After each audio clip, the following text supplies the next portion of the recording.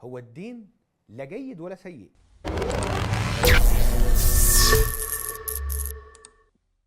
الدين حسب انت واخده لايه.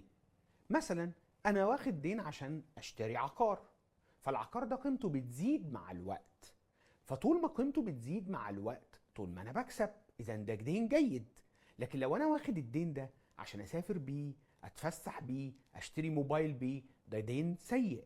لذلك احنا ما نقدرش نحكم في المطلق ان كل الديون جيدة ولا كل الديون سيئة. وللعلم في لحظة ممكن الدين الجيد يتحول لسيء، زي مثلا انا خدت دين افتح بيه مشروع، وبالفعل بدأت فيه مشروع، لكن المشروع ده لأسباب ما خسر، فتحول الدين الجيد لدين سيء، ودي مشكلة كبيرة.